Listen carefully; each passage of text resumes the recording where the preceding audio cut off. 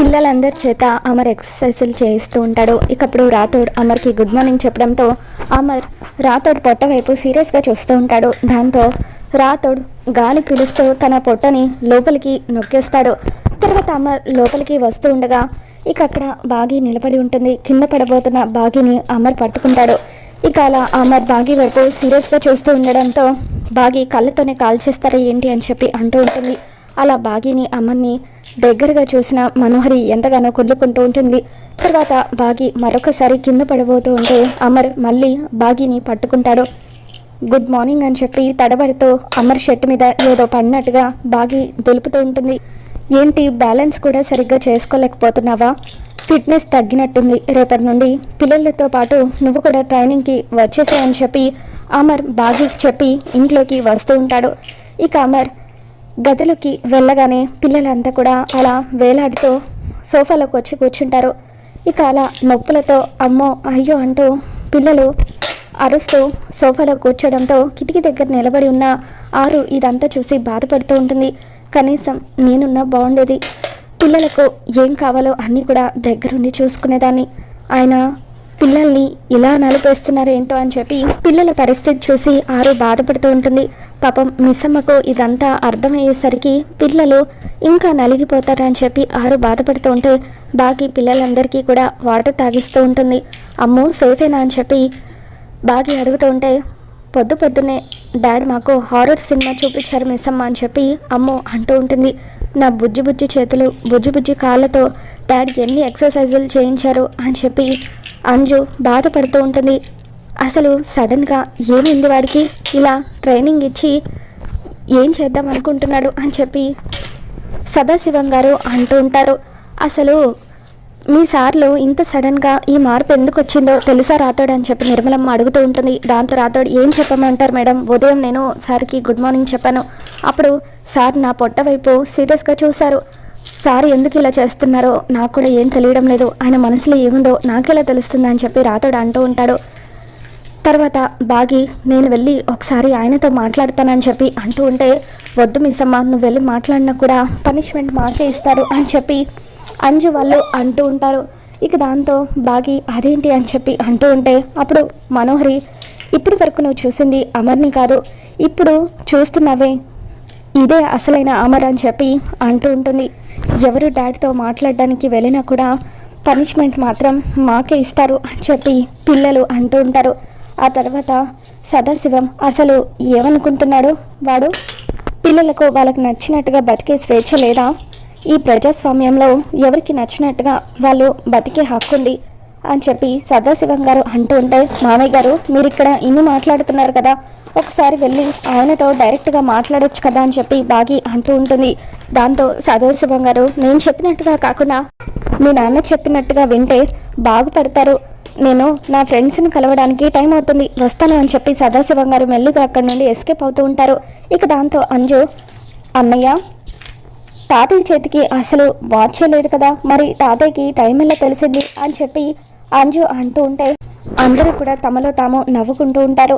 ఆనంద్ అమ్మో ఇక నా వల్ల కాదు, నేను స్టెప్స్ కూడా ఎక్కలేను, నా ఎనర్జీ అంతా కూడా పోయింది అని చెప్పి అంటూ ఉంటే ఇదే మాట 25 మినిట్స్ తర్వాత మీ నాన్న కిందకు వస్తారు కదా అప్పుడు చెప్పండి అని రాథోడ్ అంటాడు. దాంతో అమ్ము అని చెప్పి పిల్లలంతా కూడా అక్కడి నుండి మాయమైపోయి తమ గదిలోకి వెళ్ళిపోతారు. ఇక ఆ తర్వాత పిల్లలేరి అని చెప్పి బాగి అంటూ ఉంటే 25 మినిట్స్ తర్వాత సార్ కిందకు వస్తారు. అప్పుడు పిల్లలు రెడీ అయ్యి వచ్చి బ్రేక్ఫాస్ట్ చేయాలి కదా అందుకే వెళ్ళారు అని చెప్పి రాథోడ్ అంటూ ఉంటే ఓ అవునా అని చెప్పి బాగి అంటూ ఉంటుంది. మిస్సమ్మ 25 మినిట్స్ తర్వాత పిల్లలు వచ్చి బ్రేక్ఫాస్ట్ చేయాలంటే నువ్వేం చేయాలని చెప్పి అంటూ ఉంటాడు. బ్రేక్ఫాస్ట్ రెడీ చేయాలి కదా అని చెప్పి ఇక బాగి అలా హడావిడిగా కిచెన్లోకి వెళ్ళి త్వరగా టిఫిన్స్ అన్నీ కూడా సిద్ధం చేస్తూ ఉంటుంది.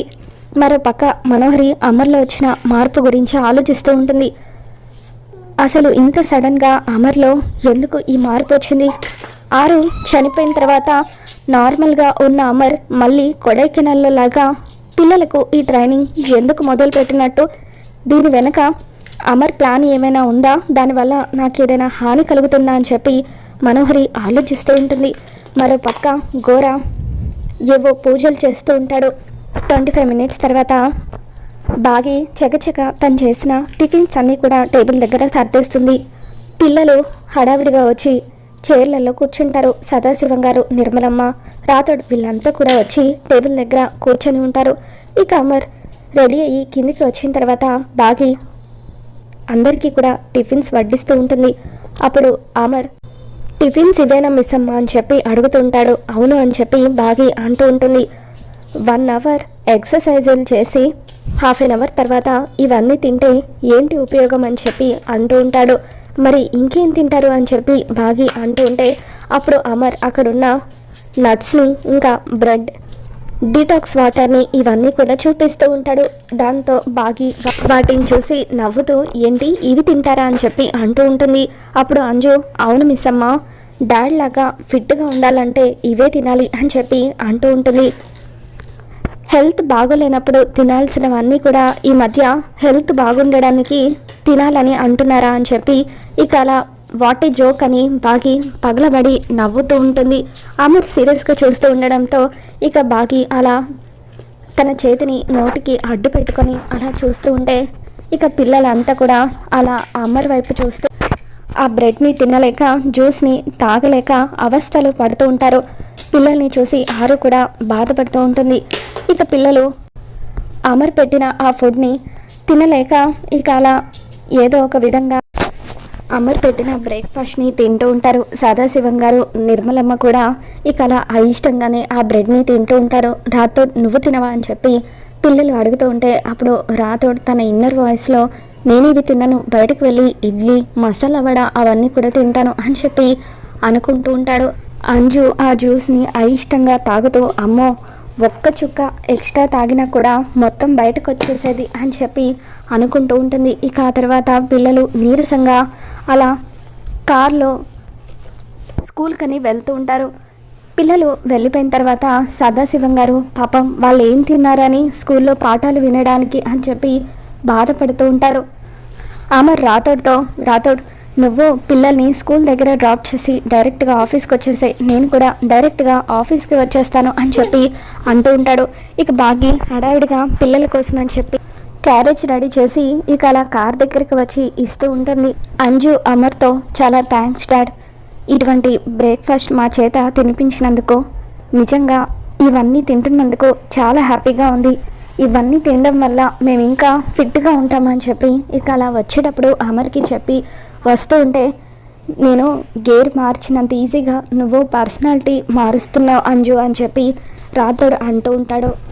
కార్లో పిల్లలంతా కూడా స్కూల్కి వెళ్తూ ఉంటే ఇకప్పుడు అంజు రాతోడ్ ఏదైనా హోటల్ దగ్గర కార్ ఆపవా, లైట్గా టిఫిన్ చేస్తాం, బాగా నీరసంగా ఉంది అని చెప్పి అంటూ ఉంటే రాతోడ్ ఒకవేళ ఈ విషయం సార్కి తెలిస్తే అమ్మో సార్ నాకు హెవీగా పనిష్మెంట్ ఇస్తారని చెప్పి నేను ఆపనని అంటూ ఉంటాడు. ఈ విషయం డాడీకి ఎలా తెలుస్తుందని చెప్పి అంజు అంటూ ఉంటే అప్పుడు అమ్మ వాళ్ళు ఖచ్చితంగా ఇదే ఏదో ఒకరోజు నేను ఇరికించడానికి చెప్పేస్తుంది, రాతోడు కొడైకెనాల్లో చాలాసార్లు అలాగే చేసింది కదా అని చెప్పి అంటూ ఉంటారు. అవునవును నేను అందుకే కారు ఆపను అని చెప్పి రాతోడు అంటూ ఉంటే అప్పుడు పిల్లలు మరి ఇంత నీరసంగా క్లాస్కి ఎలా వెళ్ళాలో ఏంటో, మన జాలి చూపులు చూసి డాడ్కి జాలి పుట్టి టిఫిన్ పెడతారేమో అనుకుంటే అప్పుడు ఇది దీని మాటలతో అది కూడా చెడగొట్టేసింది అని చెప్పి అమ్మ వాళ్ళు అంజు వైపు కోపంగా చూస్తూ ఉంటారు. అక్క ఈరోజు నన్ను టీచర్ తిట్టినా పర్వాలేదు, నేను వెళ్ళి దాని క్లాస్లో కూర్చుంటాను, అది తూలకుండా నీరసంతో పడిపోకుండా ఎలా ఉంటుందో చూస్తాను అని చెప్పి ఆనంద్ ఆకాష్ వాళ్ళు అమ్ముతో అంటూ ఉంటారు.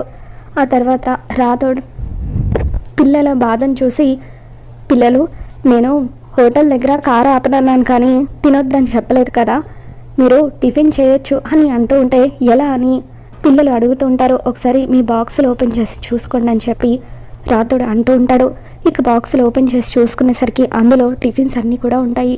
వాటిని చూసి పిల్లలు హ్యాపీగా ఆ టిఫిన్ చేస్తూ ఈ టిఫిన్ ఎవరు పెట్టారని అడుగుతూ ఉంటే సార్ మీ మీద కాన్సన్ట్రేట్ చేసినప్పుడు మిస్ అమ్మ మీకోసం ఈ బాక్సులన్నీ కూడా రెడీ చేసింది అని చెప్పి రాతోడు అరుంధతి మేడం లాగా మిస్ అమ్మ మిమ్మల్ని చూసుకోకపోవచ్చు కానీ తనకు తెలిసినంతలో మిమ్మల్ని ఎంతో ప్రేమగా చూసుకుంటుంది, మిస్ అమ్మని ఇప్పటికైనా మీరు అర్థం చేసుకోండి పిల్లలు అని చెప్పి రాతోడు పిల్లలకు చెబుతూ ఉంటే పిల్లలు ఆనందంగా కారులో బాగి పెట్టిన టిఫిన్ చేస్తూ ఉంటారు. మరి రాబోతున్న ఎపిసోడ్లో ఏం జరగబోతుందో మళ్ళీ మన ఛానల్లో తెలుసుకుందాం.